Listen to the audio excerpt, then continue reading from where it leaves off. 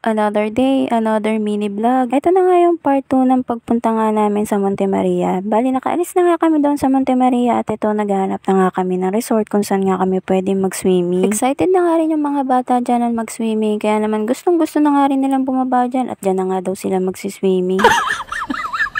Nung paalis na nga kami doon sa Monte Maria, tumigil nga kami doon sa nagtitinda ng ice cream para itanong kung saan banda yung resort na pupuntahan sana namin. Kaso sabi niya nga sarado nga daw yun dahil may issue. Kaya naman naghanap na lang kami ng iba pang pagsiswimingan na lugar. Buti na nga lang ay maalam nga yung asawa ng cowork ko dito na maghanap na pwedeng pagswimingan. Kaya naman hindi kami nahirapan sa paghahanap. And fast forward, ayun, nakahanap na nga kami ng pwede namin pagswimingan. Hindi naman kami magtatagal dahil nga uuwi din kami kaagad. Bali, nakahanap na nga rin kami at ayun, bumaba na nga rin kami kung saan kami pwede mamili ng cottage. Hindi na nga ako nakapag-video noon, paano ba naman sobrang sakit na nga rin ng paa ko. Nung nakakuha na nga kami ng cottage, ayun, pinaglalagay na nga rin namin yung gamit namin. Pinagbihis ko na nga rin yung anak ko ng pang swimming nila para nga makapag-swimming na rin kaagad. Dahil nga sa sobrang init ay banas na nga yung mga bata, kaya naman pinaligo na rin namin. Pagkatapos ko nga sikasuhin yung dalawang anak ko, ayun, ako naman yung nagbihis, kaming dalawa naman ni Mal. Tapos lumabas na nga rin kami doon sa pinagbihisan namin at pumunta na nga rin kami dito sa may dagat. Nagsawa na nga rin mag-swimming dyan, nakita nga namin si kuya na nagre-rent nga nung bangka niya. Bali, mura nga lang pala yung bayad dito. 20 pesos nga yung bayad sa isang tao. Kaya naman sumakay na nga rin kaming apat, tapos narentahan na nga namin si kuya. Kaya din pala mura yung bayad namin dito dahil hindi rin naman kalayuan yung pupuntahan namin. Tapos nagsasagwan lang din si kuya. Pero okay lang din yun para nga ma-experience din ng mga bata na sumakay sa ganito kahit malapit lang. Tinanong na nga kami dyan ni kuya kung saan nga daw kami pupunta. Sabi ko kahit saan basta maganda. Tapos sinama niya nga kami dito sa mga malalaking bato at doon nga daw kami pupunta. Pwede nga daw kami daw magpicturean, kaya naman yung suggestion niya ay okay din sa akin. Hindi rin naman masyadong malayo yung pinuntahan namin, kaya naman nakarating na nga rin kami kaagad. Nung nakarating na nga kami dito, ayan, bumaba na nga kami sa bangka para nga makapunta kami dito sa malaking bato at makatungtong kami. Kaming tatlo nga lang muna ng mga bata yung bumaba kasi nagbibideo pa nga dyan si Mal. Bali, nung nakababa na nga kaming lahat ay inabot na nga rin namin kay kuya yung cellphone. Siya rin naman yung nagsuggest na siya na nga daw yung magpipicture sa amin or magbibideo. Bali, hindi namin inutusan dyan si kuya, kusa niya nga yung in-offer sa amin. Natutuwa nga rin ako sa kanya dahil nag-offer nga siya na siya yung magpipicture sa amin. After ng ilang minuto nga, ayun, natapos na nga rin kami magpicturan dyan. Bali, sumakay na nga uli kami dito sa bangka kaso hindi nga ako makasakay ng ayos. Kaya naman sabi ni kuya, yung usod-usod nga daw kami dun sa medyo mababaw. Nung nakausod na nga kami dito sa medyo mababaw na tubig, ayan, sabi ko nga ay videohan nila ako dito kaso hindi ko matandaan kung sino nga yung nagbibideo sa akin ng mga time na yan.